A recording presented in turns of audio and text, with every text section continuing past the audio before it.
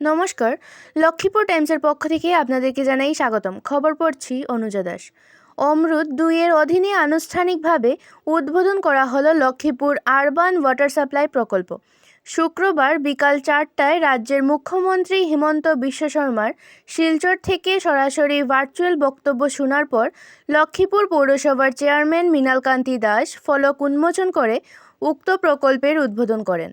Lakshmipur urban water supply প্রকল্প নির্মাণ করতে ব্যয় হয়েছে 19,09,85,000 টাকা।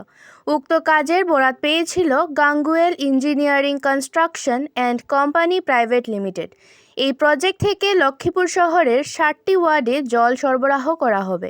শহরে কাহারও বাড়িতে জলের সমস্যা দেখা দিলে 9481020259 এই নম্বরে অভিযোগ করতে বিভাগীয় কর্তৃপক্ষের কাছে বলা হয়েছে।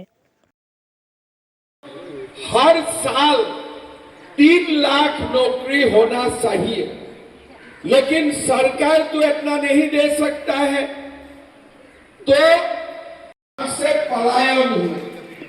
कहा गया असम का युवा बंगाल गया, असम का युवा आंध्र प्रदेश गया। वहां में क्या नौकरी करता है? सिक्योरिटी गार्ड का, या कोई होटल में काम करते हैं, कोई रेस्टोरेंट में काम करते हैं, तनख्वाह 12-13 हजार रुपया मिलते हैं।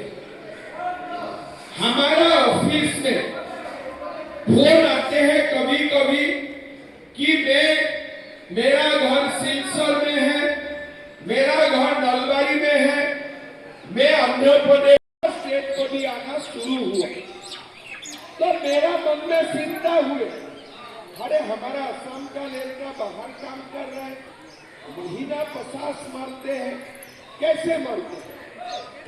कैसे लालाय पर गुनको नहीं से खूब ভালো লালা টাউনের জন্য ওয়াটার সাপ্লাই স্কিম আমি এই জায়গায় থেকে ফাউন্ডেশন করেছে।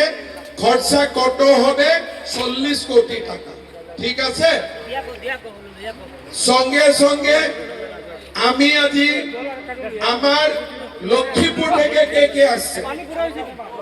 ঠিক আছে, আজি আমি লক্ষ্মীপুর ওয়াটার সাপ্লাই স্কিম আমি আৰম্ভ কৰিছো, আৰু লক্ষ্মীপুৰক আমি কিমান দিছো? 20 কোটি টকা, যে 20 ক্ৰছ আজি আমাৰ ইয়াতে লক্ষ্মীপুৰ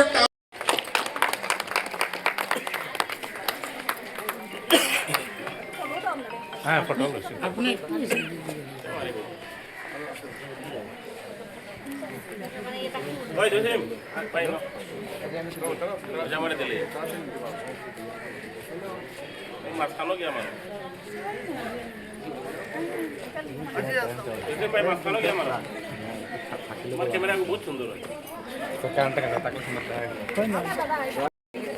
আমরা যখন লক্ষ্মীপুর মিউনিসিপ্যালিটি ইলেকশন চলছিল তখন আমাদের সবগুলা ওয়ার্ডে আমরা একটাই প্রতিশ্রুতি দিয়েছিলাম যে পানীয় জলের সমস্যার সমাধান আমরা করব।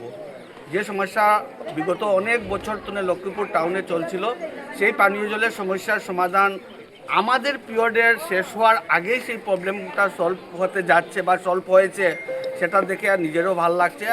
সেই সঙ্গে লক্ষ্মীপুর মিউনিসিপ্যালিটির তরফ থেকে প্রত্যেক লক্ষ্মীপুরবাসীকে ধন্যবাদ জানাই, স্বাগত জানাই এই অমৃত ট্যুর যে ফেসিলিটি পাওয়ার জন্য।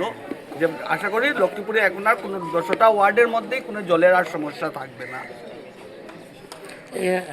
এই প্রকল্প চালু হওয়ার সাথে সাথে কতটি উপভুক্ত হবেন আপনারা কী ভাবেন?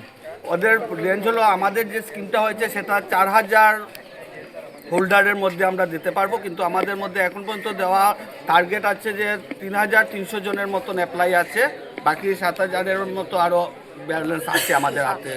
700-র মতন 3300-র মতন হোল্ডার আমাদের আছে, যারা আগে এতটা ছিল না, 2500 ছিল, যারা হোল্ডিং এক হোল্ডিংয়ে ব্যাঙ্কে ওরা 2-3টে হোল্ডিং হয়েছে, তার জন্য একটু বেড়ে চলে গেছে। আর এখন 700-র মতন আরও ব্যালেন্স আছে আমাদের হাতে, আমরা আরও 700 দিতে পারবো এই স্কিমের তরফ থেকে।